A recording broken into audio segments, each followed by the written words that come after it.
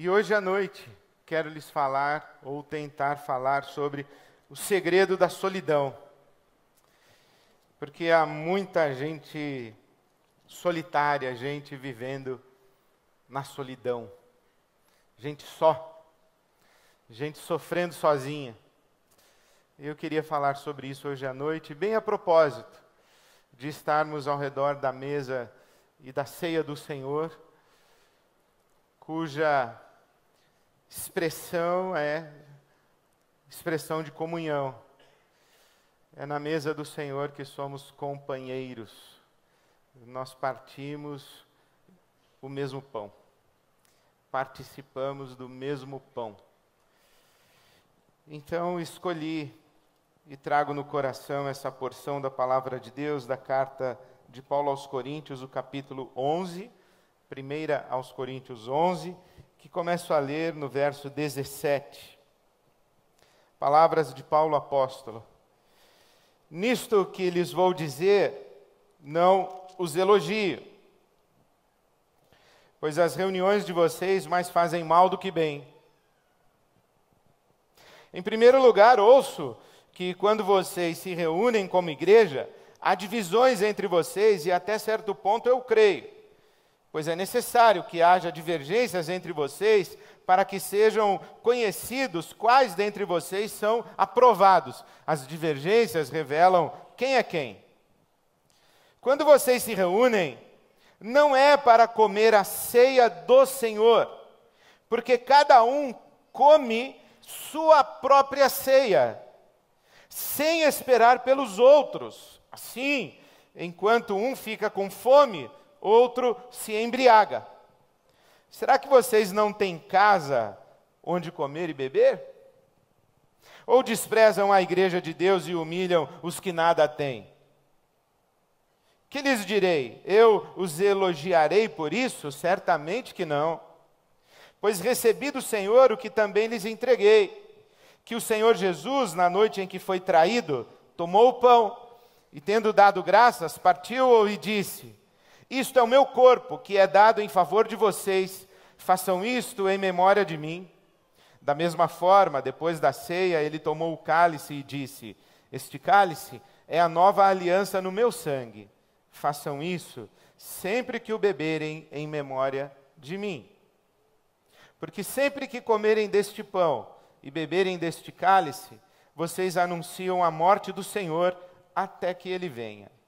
Portanto, todo aquele que comer o pão ou beber o cálice do Senhor indignamente, será culpado de pecar contra o corpo e o sangue do Senhor. Examine-se cada um a si mesmo, e então coma do pão e beba do cálice.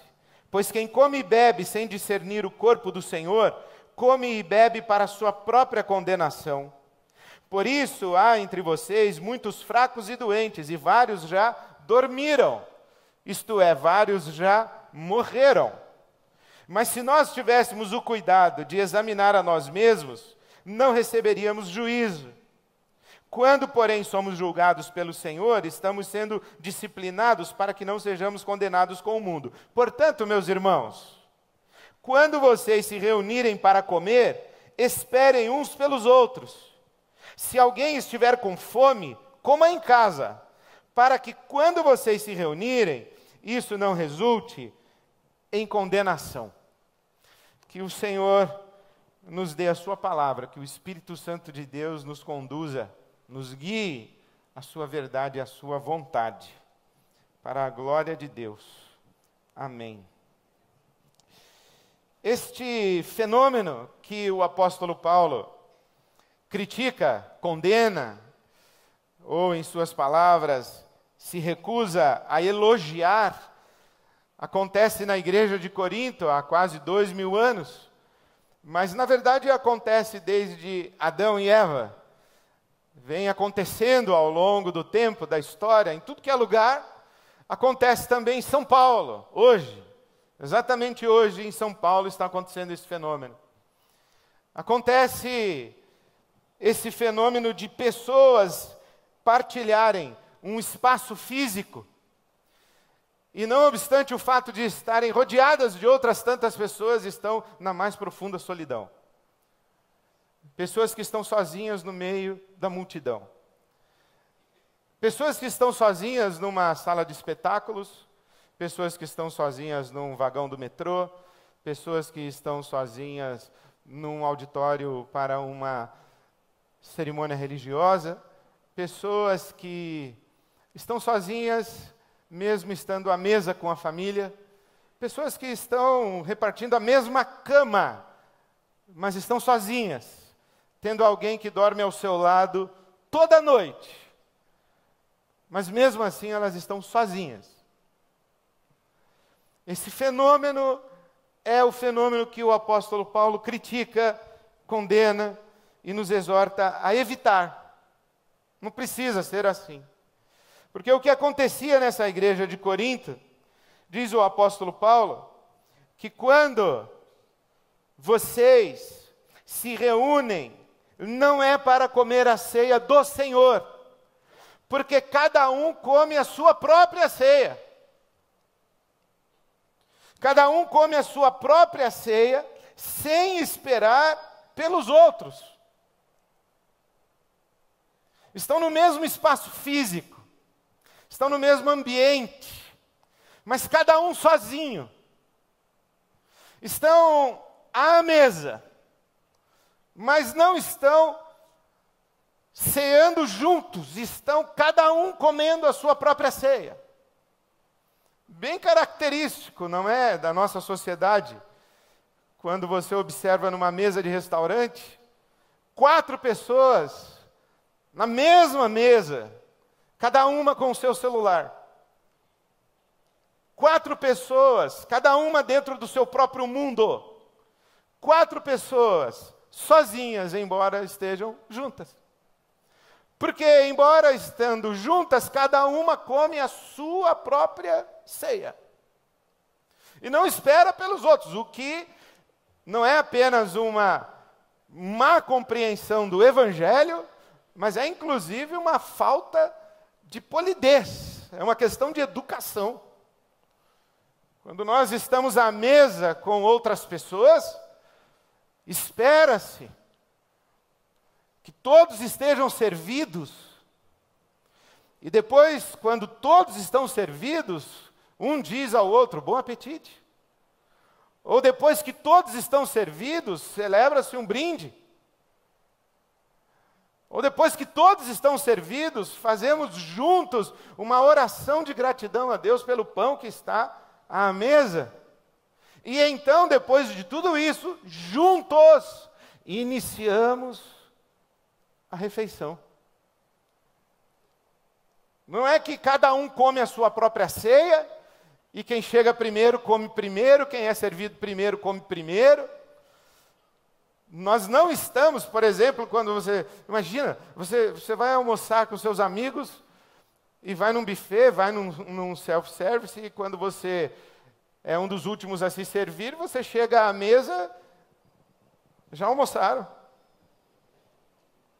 E aí é questão de se perguntar, nós vimos aqui almoçar juntos, ou vimos apenas almoçar no mesmo lugar? Nós estamos aqui para fazermos uma refeição juntos, ou estamos apenas na mesma mesa, no mesmo lugar? Está aqui cada um comendo a sua própria ceia, ou nós estamos ceando juntos? E quando acontece isso na igreja de Corinto, eles não celebravam a ceia do Senhor da maneira como estamos a celebrar nesta noite. Eles faziam o que hoje nós chamamos de um junta-panelas. Todas as famílias traziam suas refeições, e eles se reuniam, e acontecia que os que tinham melhores condições eram os ricos, eles traziam as suas muitas panelas, seus muitos vinhos, e os pobres traziam nada, porque nada tinham para trazer. Somente que aqueles que traziam as suas refeições não esperavam pelos pobres. Eles já comiam. E eles participavam de uma orgia gastronômica, se embebedavam, se embriagavam, se refestelavam. E é por isso que o apóstolo Paulo diz que Vocês comem cada um a sua própria ceia, ninguém espera por ninguém, e uns ficam com fome enquanto outros estão embriagados e empanturrados. Isso daí é muito característico da nossa sociedade. Isso atende pelo nome de individualismo, próprio da lógica da nossa sociedade, que todo mundo caracteriza como uma sociedade de consumo. E uma sociedade de consumo não é apenas essa sociedade da compra de mercadorias nas lojas. Espera aí. Ok. Não é apenas uma sociedade de compra de mercadorias nas lojas. É uma sociedade que tem uma lógica. A lógica do consumo. E o consumo individual, em que eu quero consumir. Porque eu estou preocupado em consumir para a minha satisfação, para a minha realização, para o meu contentamento, para o meu prazer. Então, eu vou consumindo. E essa sociedade de consumo, essa das mercadorias nas lojas, como que ela sobrevive? Ela sobrevive de venda de mercadorias. E ela precisa que você compre, isto é, que você substitua mercadorias ou que você acumule mercadorias. A sociedade de consumo vive assim. A gente precisa comprar para substituir o que envelheceu, o que se desgastou, o que perdeu a funcionalidade, o que quebrou, a gente substitui. Ou a gente acumula. Porque se eu vendo alguma coisa para você, eu não faço questão que você jogue fora o que você comprou o mês passado. Desde que você compre outro esse mês, pode ser igual, inclusive. Desde que você continue comprando, você não precisa jogar fora. Basta que você acumule. E a nossa sociedade vive assim, de substituição e acumulação. Porque nós queremos mais, e eu quero mais. E nós fazemos isso com sapatos e bolsas, mas nós fazemos isso com pessoas. Nós fazemos isso com igrejas. Essa igreja não serve mais, agora eu vou para outra. Ou quando não substitui, acumula. Eu sou dessa igreja na segunda, dessa igreja aqui na quarta, vou na célula da outra igreja, de manhã eu venho aqui, de noite vou lá. Eu acumulo, porque eu quero consumir mais. Eu quero pegar o melhor de todos os mundos possíveis. Quero me empanturrar, eu quero me satisfazer. Eu estou muito ocupado em consumir. E quando não atende a minha necessidade, o meu desejo, eu substituo, troco. Ou eu arrumo mais uma mulher, mais um marido, mais uma família. Ou tem gente que troca, tem gente que acumula, tem 3, 4 ao mesmo tempo. É caro, viu, pessoal? É caro. E custa caro. Mas a gente é assim, a gente é insaciável, a gente quer sempre mais e mais e mais. E a gente vive com essa lógica. E é por isso que a gente chega e já vai pegando e não espera por ninguém. É uma Black Friday total a vida que a gente vive. A gente chega e não espera por ninguém. Vai para consumir. E não espera por ninguém e pega o máximo que a gente pode. Sem se preocupar se a gente deixou para os outros ou se não deixou. Porque a gente não está preocupado com os outros, nós estamos preocupados apenas com a nossa própria satisfação, a nossa própria realização, etc, etc. Pessoas narcisistas são assim. Elas não esperam por ninguém. Por que elas não esperam por ninguém? Porque elas não enxergam ninguém.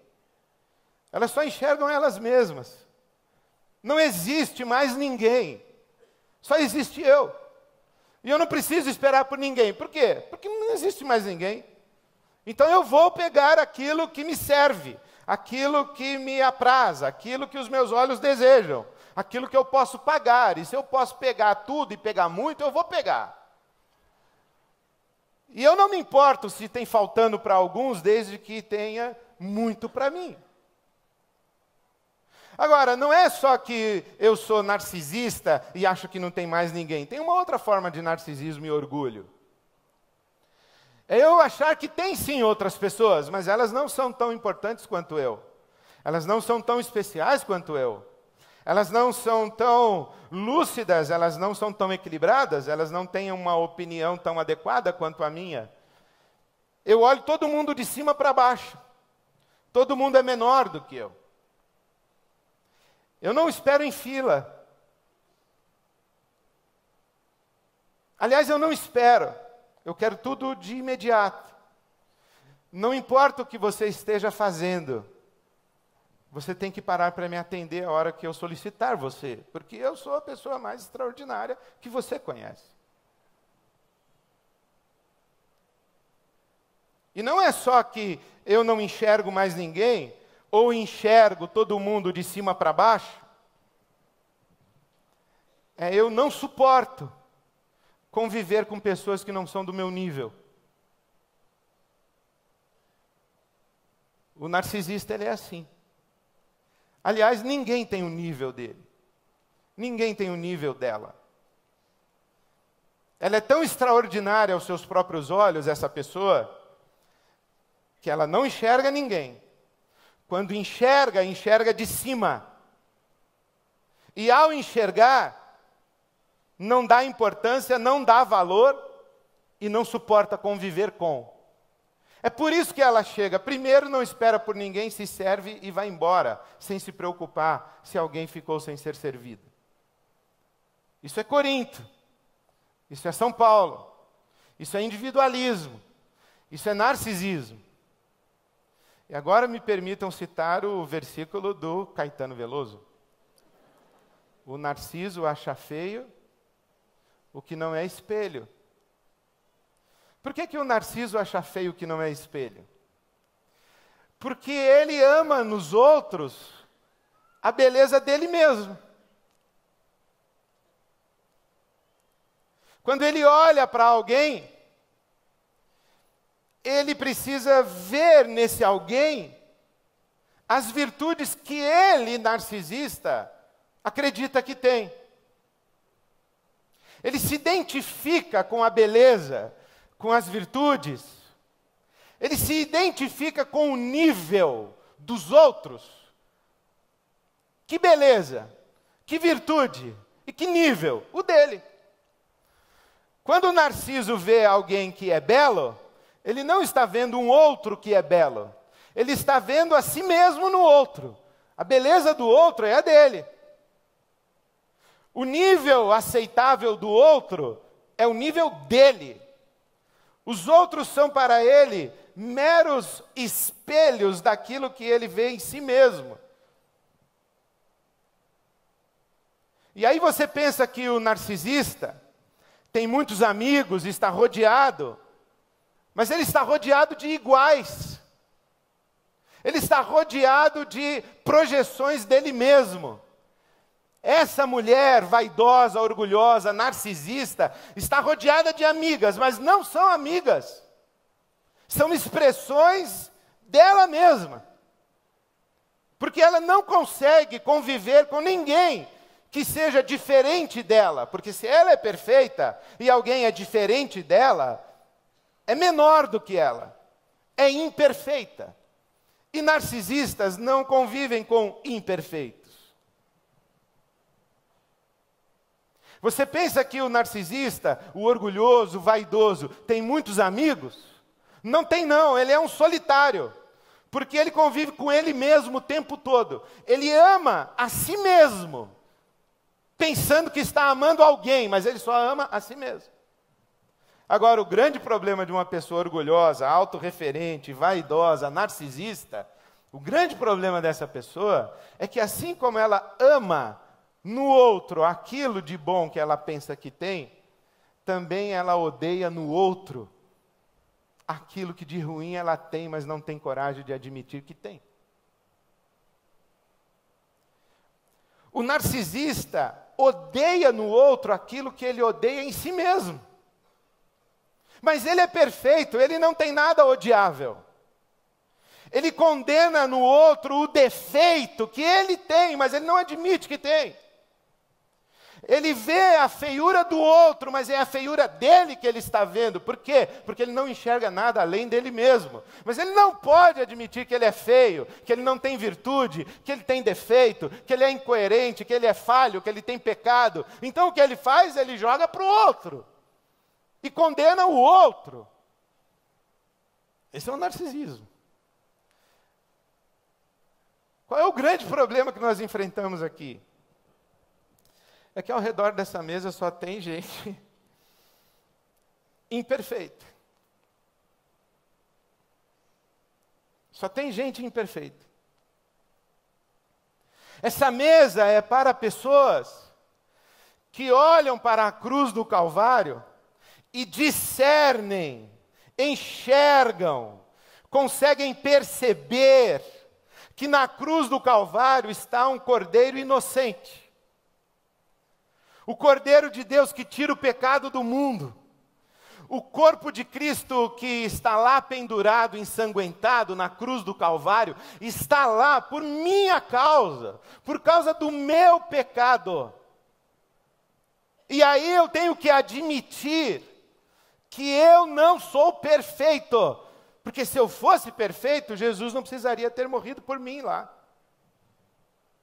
Mas quando eu percebo que ali está Jesus, pendurado na cruz por minha causa, eu também percebo que Ele está pendurado na cruz por sua causa. E que todos nós aqui somos o corpo de Cristo. Nós somos o corpo vivo de Cristo. Os imperfeitos chamados por Jesus à sua mesa. E é por isso que eu não posso chegar aqui como se você não existisse. E eu não tenho por que olhar para você de cima para baixo. E eu não tenho como me recusar a conviver com pessoas imperfeitas, porque no mundo só existem pessoas imperfeitas. Somos nós. Somos nós. Essa é a experiência da ceia do Senhor. E, portanto, qual é o segredo da solidão? É desejar amores perfeitos. Quem deseja amores perfeitos, morre na solidão, porque não existem amores perfeitos. Todos nós somos imperfeitos. Quando a Bíblia Sagrada, o apóstolo Paulo recomenda, examine-se o homem a si mesmo, examine-se a mulher a si mesma, examine-se você a si mesmo, e então coma do pão e beba do cálice, não é para você fazer um autoexame para verificar se você está em condição de participar dessa mesa. Eu vou quebrar a sua. Não precisa fazer autoexame para saber se você está em condição ou não. Não precisa nem se preocupar com isso, você não está. Você nunca estará. Você só está à mesa por causa da graça, da misericórdia e do amor de Deus. Você não está aqui porque você tem condição de estar. Então, o examinar-se é para tomar consciência de que eu estou aqui, mas não tenho condição de estar. E tomar consciência de que os meus irmãos que comigo estão nessa mesa, ao redor dessa mesa, também não têm condição de estar, e que essa mesa não é minha. Essa mesa é do Senhor, e porque é do Senhor, ela é nossa. E aqui não há lugar para egoístas, vaidosos, orgulhosos, narcisistas, não há lugar.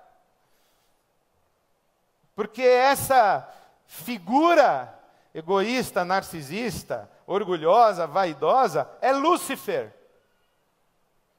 Nós somos os filhos e filhas de Deus, justificados e lavados no sangue do Cordeiro. É por isso que nós estamos aqui, celebrando o sangue que nos lavou e o corpo partido por nós. Se nós não estamos aqui nessa condição, nós estamos sozinhos, cada um comendo a sua ceia. Porque quando entramos aqui para essa ceia e nos aproximamos dessa mesa, nós precisamos esperar uns pelos outros. Nós precisamos verificar se todos estão servidos. E temos que garantir que ninguém esteja excluído da mesa da comunhão. Porque essa é a mesa do Senhor. O que significa que nós vamos ter que trocar abraços imperfeitos e conviver com amores imperfeitos. Porque não tem outro abraço para a gente trocar, senão um abraço de imperfeitos. Se você não quer um abraço de uma pessoa imperfeita, você vai ficar sem abraço. Se você acha que não tem ninguém do seu nível para você abraçar, você vai ficar sem abraço. E eu aprendi isso há poucos dias. Lá doendo, arrancando sangue de mim. Porque eu tenho um amigo que eu estou esperando ele me pedir perdão. Eu acho que ele tem que me pedir perdão e ele não pediu ainda. E eu acredito que ele também acha que eu tenho que pedir perdão para ele. Eu também não pedi, não. E por causa disso nós não estamos à mesa mais. E aí nos reunimos, sentamos para almoçar e trocamos amenidades. Eu não vim almoçar para trocar amenidades. Nós trocamos amenidades. E como ele não falou nada, eu também não sou bobo, não falei. E fomos embora, um para cada lado. E quando cheguei em casa, estava reunido com a minha família, uma noite, no jantar em nossa casa, eu compartilhei a minha tristeza. E a minha filha disse para mim, sabe qual é o seu problema, pai? O seu problema é que você não consegue conviver com nada que está em aberto. Falei, elabore mais. O que você quer dizer com isso, minha filha? Você assim, pai, você não consegue conviver com o que está em aberto. Você queria chegar lá e que o seu amigo dissesse, eu fiz isso, isso, isso contra você, eu peço perdão a você por isso, por isso, por isso. E aí você diz, eu também fiz isso, isso, isso, eu te peço perdão por isso. E aí vocês dois, perfeitos. Mas o seu amigo não vai pedir perdão para você. E é bom você aprender a conviver com isso e conviver com o que está aberto. E eu guardei, aquilo ficou dentro de mim, girando dentro de mim, meses, girando no meu coração. E essa semana, quando eu estou orando a Deus e lendo sobre a ceia do Senhor, não é que o Espírito Santo de Deus foi buscar isso que estava dentro de mim e colocou bem na minha frente e disse, e agora, Ed René? Você vai dar um abraço imperfeito num amigo imperfeito? Ou você vai continuar na sua solidão? Você vai aceitar um abraço de um amigo imperfeito? E você vai abraçá-lo com a sua incoerência, a sua imperfeição, o seu narcisismo, a sua teimosia, a sua vaidade, o seu orgulho? Você vai abraçá-lo ou não vai? Vai ficar na sua solidão? Eu não quero ficar na solidão. Por isso eu estou comprometido a dar abraços imperfeitos e receber abraços imperfeitos, de pessoas imperfeitas, de amores imperfeitos. Quebrar a minha idealização de mim e dos meus amigos, porque isso é coisa de Lúcifer. E eu encorajo você, abrace. Não é assim que você vai abraçar uma pessoa que te pediu perdão, que reconhece o seu pecado e que vai te honrar pedindo perdão para você. Não espere esse dia, abrace. Deixa Deus fazer alguma coisa no coração dessa pessoa enquanto você abraça. A obra de Deus não terminou na vida dela. Do mesmo jeito que a obra de Deus ainda não terminou na sua vida. Então, quando a gente se reúne,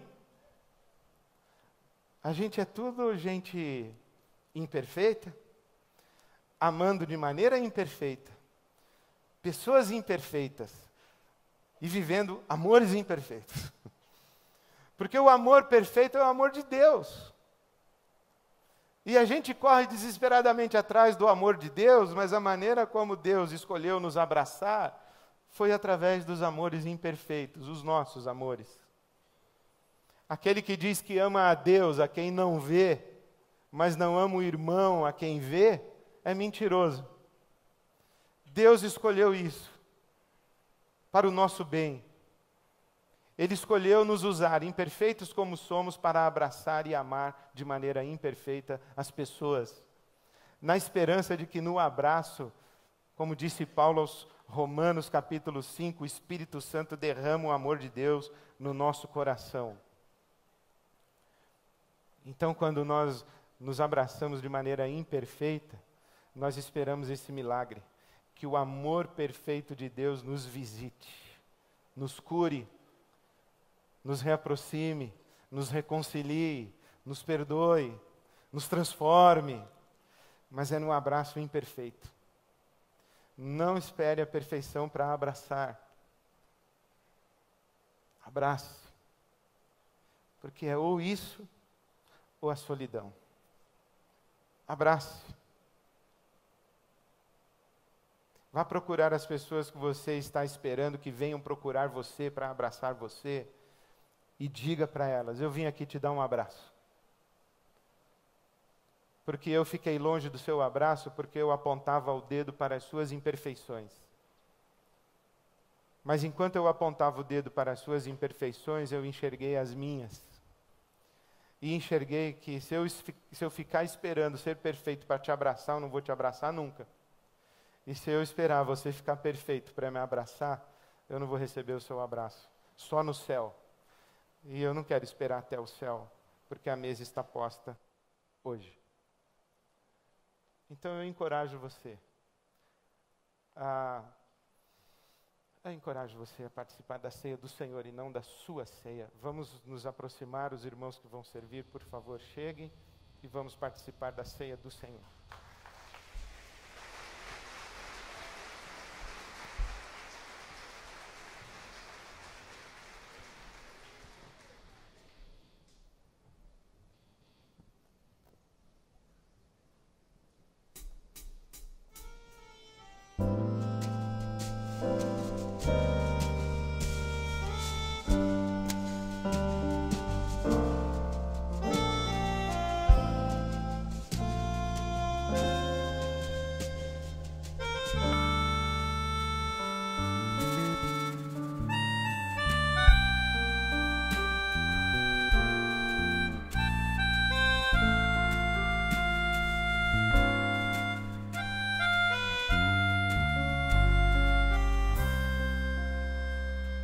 Da multidão dos que creram, era só um coração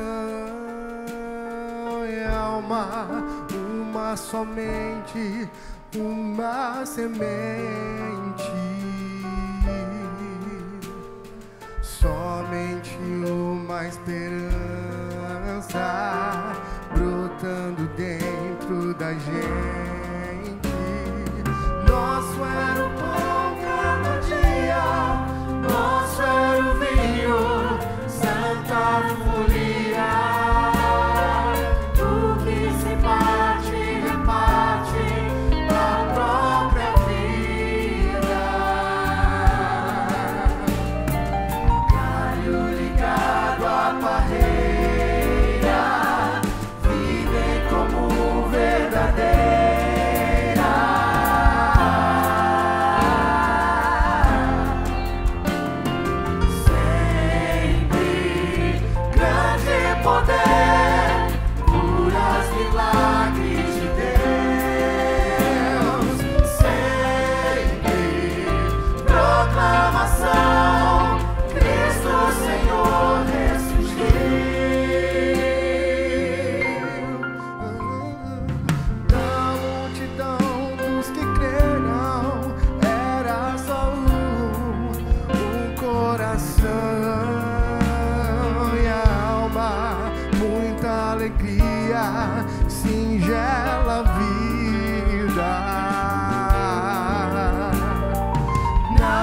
simpatia de todos, nasce a igreja de novo, povo de Deus, sal e luz para todos os povos.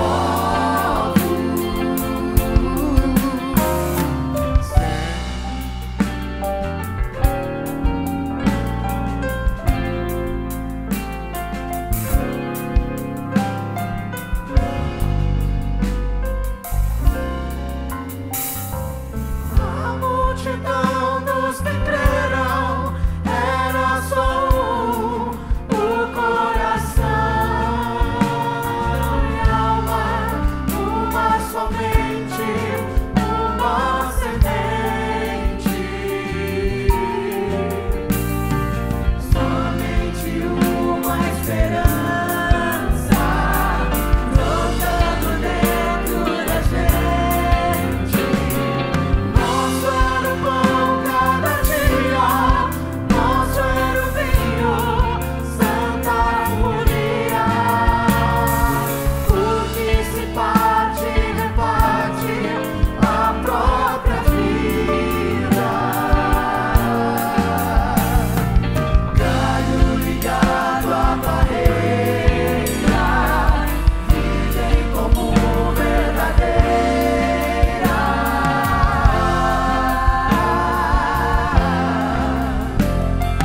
Sempre grande poder, curas, milagres de Deus. Sempre proclamação, Cristo Senhor ressurgiu. Na multidão dos que creram era só o coração e alma, muita alegria, singela vida. Na simpatia de todos, nasce a igreja de novo, povo de Deus, sal e luz para todos os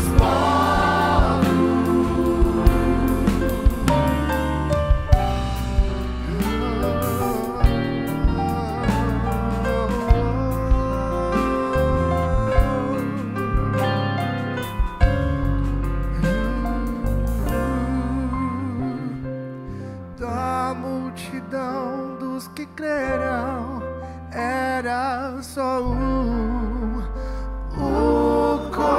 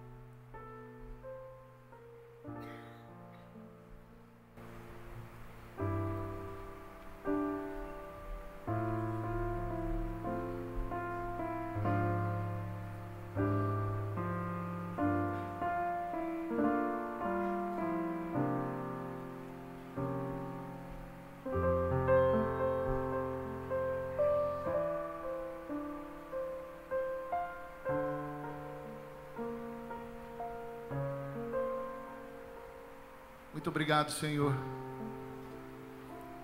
Graças damos ao Senhor. Graças damos ao Senhor.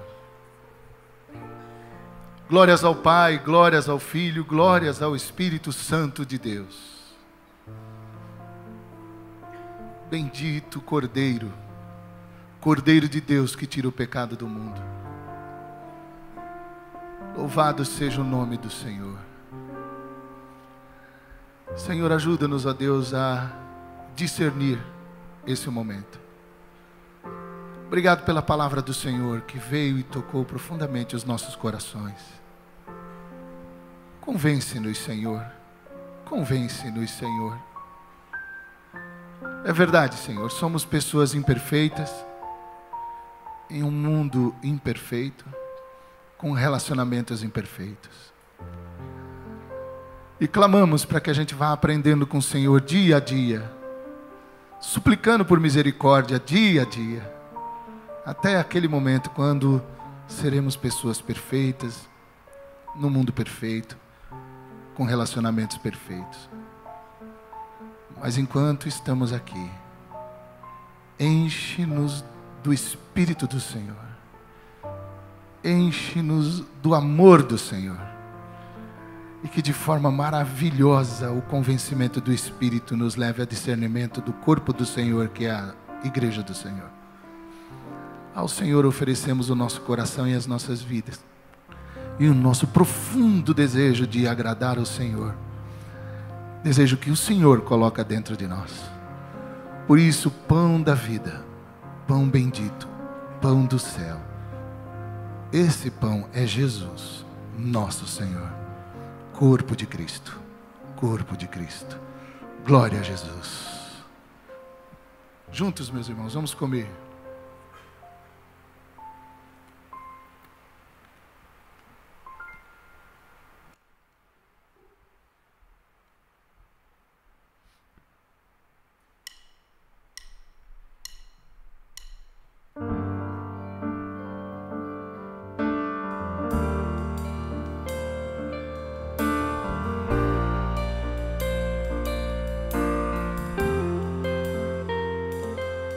Amor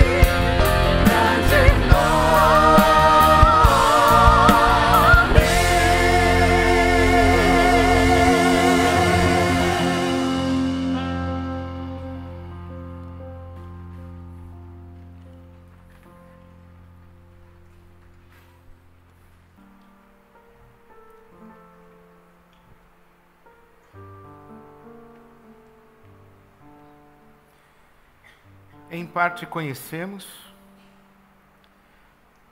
Quando, porém, vier o que é perfeito, o que é imperfeito desaparecerá. Agora vemos um reflexo obscuro, como em um espelho embaçado. Mas então veremos face a face. Agora conhecemos em parte, então conheceremos plenamente, da mesma forma como somos conhecidos. Assim permanecem agora a fé, a esperança e o amor.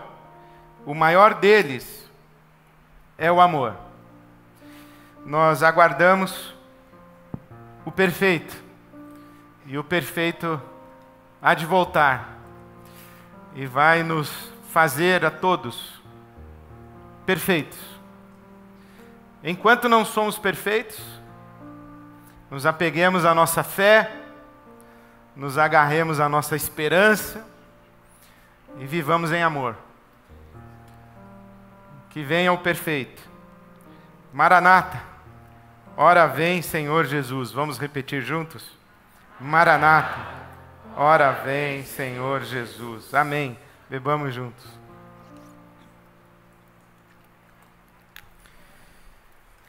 Que Deus abençoe a você e a sua casa.